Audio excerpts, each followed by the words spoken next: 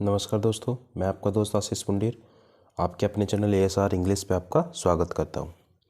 आज हम next story को पढ़ेंगे जिसका शीर्षक है the eagle and the badger.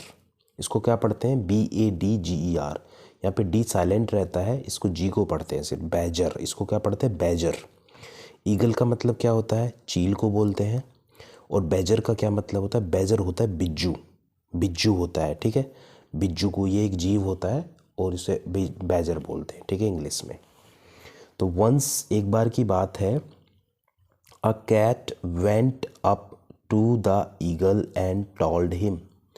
मतलब एक बार एक बिल्ली थी। वेंट अप का मतलब होता है, वेंट मतलब होता है, देखो ये वेंट जो होता है सेकंड फॉर्म होती है गो की, और अप का मतलब होता है ऊपर। मतलब क्या है कि ऊपर चढ़ने को हम वेंट अप बोलते हैं, है ना। गो अप की सेकंड फॉर्म ही तो वेंट अप है, तो गो अप का मतलब क्या होता है? ऊपर चढ़ना।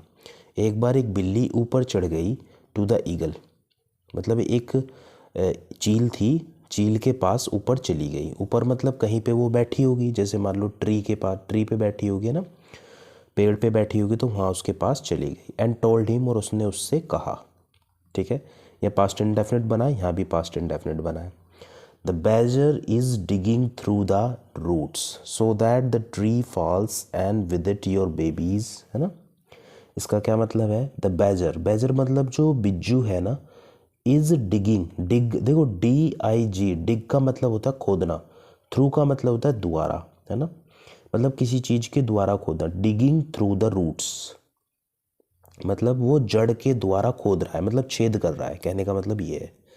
भाई अगर कोई चीज़ खोदी जाएगी, मान लीजिए पेड़, पेड़ है ना, तो उसमें वो खोद रहा है, तो डिगिंग थ्रू द रूट्स का क्या मतलब है? डिगिंग थ्रू का मतलब होता है, डिगिंग थ्रू द रूट्स का मतलब है कि वो जड़ के द्वारा खोद रहा है ना, खोद रहा है। सो दैट का मतलब होता है ताकि, द ट्री फॉल्स, ताकि पेड़ गिर जाए। And with it, with it का मतलब होता है, विद मतलब होता है साथ में, इट मतलब इसके, और इसी के साथ योर बेबीज, तुम्हारे बच्चे भी गिर जाए, है ना। विच विच ही विल देन ईट, विच का मतलब जिन्हें ही विल देन ईट, जिन्हें वह खा ले, जिन्हें वह खा लेगा, है ना। भाई जब पेड़ गिर जाएगा, जैसे वो जड़ के थ्रू वो छेद करेगा, खोदेगा जड़ के थ्रू, तो पेड़ नीचे से कमज़ोर हो जाएगा और वो गिर जाएगा, और वो उनके उसके बच्चों को खा लेगा।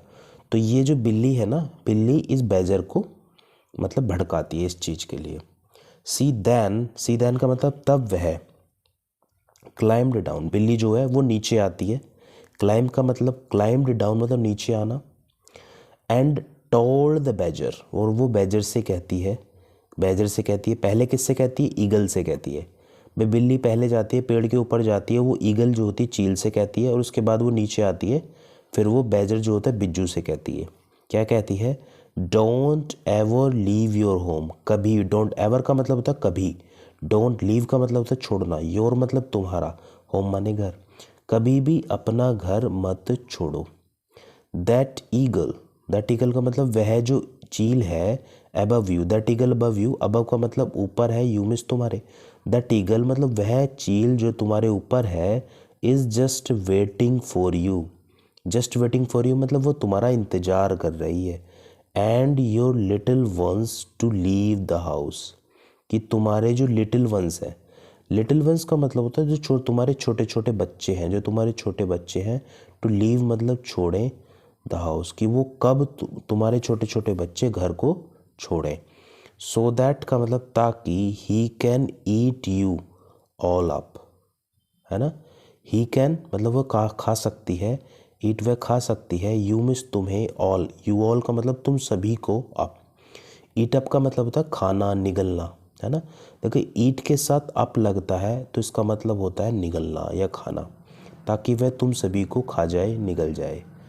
बोथ द ईगल, देखिए both the eagle and the badger, ये बोथ का मतलब ईगल और badger, did not go to, did not go मतलब नहीं गए, to look for, look for मतलब खोजने के लिए, फूड मतलब खाना, for a few days, few का मतलब होता है कुछ दिन के लिए, है ना। तो दोनों के दोनों वो डर गए, जो जो ईगल थी, चील जो थी, और जो बिज्जू था वो दोनों ही डर गए और वो दोनों के दोनों खाना खोजने के लिए बाहर नहीं गए कुछ दिन के लिए।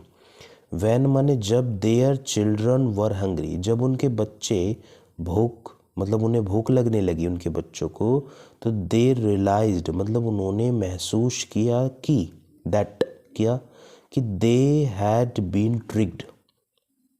दे मिस उन्हें, हैड बीन ट्रिक्ड का मतलब उन्हें फंसाया जा रहा है, उन्हें है ना, उनको ट्रिक्ड किया जा रहा है। देखो ट्रिक्ड का मतलब होता है फंसाना, कि उन्हें फंसाया जा रहा है ना। देखो जब काम कोई और करे, देखो यहाँ दे किसके लिए यूज़ हो रहा है, जो दे यूज़ हो रहा है ये ईगल के लिए और बैजर के लिए यूज़ हो रहा है नहीं।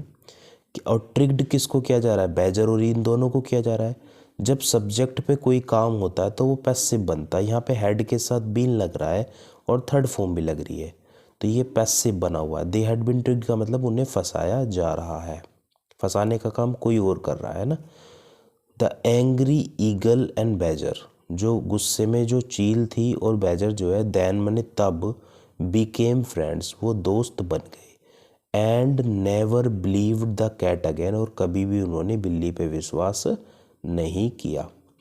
तो देखिए मोरल क्या मिलता है हमें, क्या सीख मिलती है कि never put blind faith. Never का मतलब कभी भी, पुट मतलब कर्ण, put blind faith in anyone मतलब कभी भी किसी पर ना अंधा विश्वास मत करो। अच्छा एक बात याद रखना, फेथ के साथ इन आता है हमेशा, है ना। तो कभी भी किसी पर अंधा विश्वास हमें नहीं करना चाहिए। गाइज अगर आपको स्टोरी अच्छी लगी तो प्लीज़ लाइक कीजिए, शेयर कीजिए, कमेंट कीजिए और चैनल को सब्सक्राइब करना ना भूलें। Thank you guys.